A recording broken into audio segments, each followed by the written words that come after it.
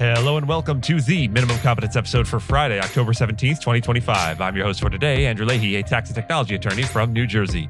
On today's episode, John Bolton's Espionage Act indictment, the Chamber's lawsuit over Trump's $100,000 H-1B visa fee, and New Jersey's suit against Sig Sauer's P320 handgun. Let's remember, hell is truth seen too late, and read today's legal news. On this day in legal history, October 17th, 1931, notorious gangster Al Capone was convicted of tax evasion in federal court, marking a pivotal moment in American legal history. Capone, who had risen to national infamy during Prohibition as the head of a sprawling Chicago crime syndicate, had long evaded prosecution for his violent and illegal enterprises. Despite widespread public knowledge of his role in bootlegging, extortion, and murder, prosecutors struggled to tie him directly to any of those crimes. Instead, federal investigators led by the Treasury Department agent Frank J. Wilson focused on Capone's lavish lifestyle and failure to file income tax returns. The government's case rested on a novel legal theory at the time, that even illegally obtained income was subject to federal taxation. This approach was upheld by the Supreme Court in prior decisions and proved decisive in Capone's prosecution. During trial, prosecutors introduced evidence of Capone's expenditures and testimony from witnesses who detailed his earnings, none of which had been declared to the IRS. The jury found him guilty on 5 counts of tax evasion. Capone was sentenced to 11 years in federal prison, fined $50,000, and charged nearly $30,000 in court costs and back taxes. He was denied bail and began serving time in the U.S. Penitentiary in Atlanta before being transferred to Alcatraz in 1934. His conviction not only marked the downfall of one of America's most feared mob bosses, but also cemented the IRS's role in fighting organized crime. The case showcased the growing power of the federal government in regulating and prosecuting financial crimes. Former National Security Advisor John Bolton was indicted on charges of sharing classified government information, including top-secret material, with 2 relatives identified by sources as his wife and daughter.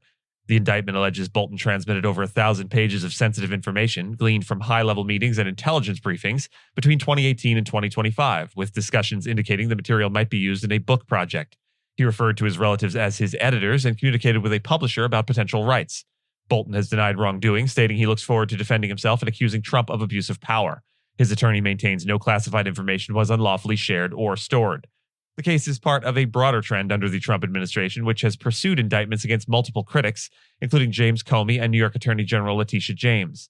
Trump has actively pushed for such prosecutions, and concerns have been raised about the politicization of the Justice Department. Still, officials note Bolton's case began in 2022 and involves more substantial evidence. Bolton's personal email was reportedly hacked by an actor tied to the Iranian government, which further complicated the case, though he allegedly failed to report the storage of classified material. If convicted, Bolton faces up to 10 years per count under the Espionage Act. The U.S. Chamber of Commerce filed a federal lawsuit challenging President Donald Trump's imposition of a $100,000 fee on new H-1B visa applications. The lawsuit, brought in Washington, D.C., argues that the fee, announced by Trump in a September proclamation, exceeds the president's legal authority and threatens to destabilize the visa system established by Congress. This marks the Chamber's first legal action against the Trump administration since his second term began in January. The H-1B program allows U.S. employers to hire skilled foreign workers, particularly in fields like technology and engineering. Companies typically pay between $2,000 and $5,000 per H-1B petition, with most applications costing under $3,600. The newly announced fee would significantly raise costs for employers, potentially forcing them to reduce their reliance on foreign talent or abandon the program altogether. Trump justified the fee by citing national and economic security concerns, claiming the H-1B program facilitates the replacement of American workers. The chamber disputes that, arguing the fee is not an immigration restriction because employers, not foreign nationals, pay it. The policy is also facing another legal challenge in California from unions, religious groups, and employers. Business leaders warn that the fee will exacerbate labor shortages and harm U.S. competitiveness. New Jersey filed a lawsuit against gun manufacturer Sig Sauer, seeking to halt sales of its P320 handgun within the state over allegations that the weapon can fire without the trigger being pulled. Filed in Sussex County State Court, the lawsuit claims the company marketed the pistol as safe while knowing of a design flaw that allows for unintentional discharges. The complaint cites several such incidents, including the fatal shooting of a detective lieutenant in April of 2023 as he was preparing to clean his P320. The state is seeking a mandatory recall of all P320s sold in New Jersey and a court order to ban further sales of the model. The lawsuit invokes product liability, consumer fraud, and public nuisance laws, marking the first time a government entity has sued over this issue, according to Attorney General Matthew Platkin speaking to Reuters. At a press conference, Platkin accused Sig Sauer of promoting the handgun's safety while omitting information about its known risks. Sig Sauer has denied the P320 can fire on its own, blaming incidents on user error.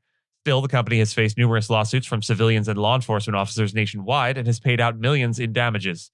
New Jersey's suit claims the P-320's design allows it to be fully cocked with a chambered round, and that minor movement can activate the internal striker, causing it to discharge unexpectedly, especially dangerous for law enforcement officers who carry the firearm holstered and ready.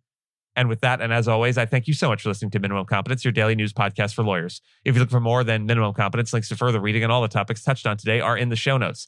And reviews go a long way towards helping new listeners to find our show. If you have a moment, leave a rating or review on your podcast player. We'd sure appreciate it. And if you know someone that might be interested in a story we cover, consider sending them the episode. But remember, nothing here should be construed as legal advice because it is certainly never that. Minimum Competence is available at minimumcomp.com and wherever you get your finely crafted podcasts. If you haven't checked out the website in a while, give it a look. There are complete transcripts and resources for each episode and its corresponding segments, as well as an opportunity to receive new episodes in email, newsletter, form. We'll see you back here on Monday. And until then, note. We like to close out the week of shows with a featured musical piece. That will make these Friday episodes seem especially long. We hope you'll stick it out and enjoy the featured piece. But if music, and specifically classical music, isn't your bag, we get it. Our mouth sounds unrelated to the week's closing music ends here. This week's closing theme is by Frédéric Chopin.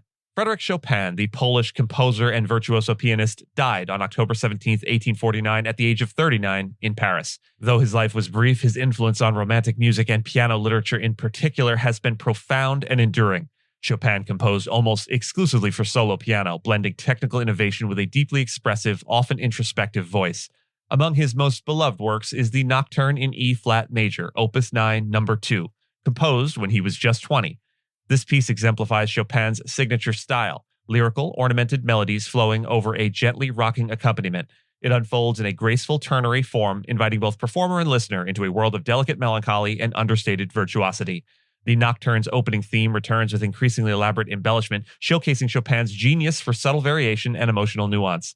Though brief, the piece captures a vast interior world, what Robert Schumann once described as cannons buried in flowers. Chopin's nocturnes elevated the genre from salon entertainment to high art, and the Nocturne in E-flat major remains a favorite among pianists and audiences alike.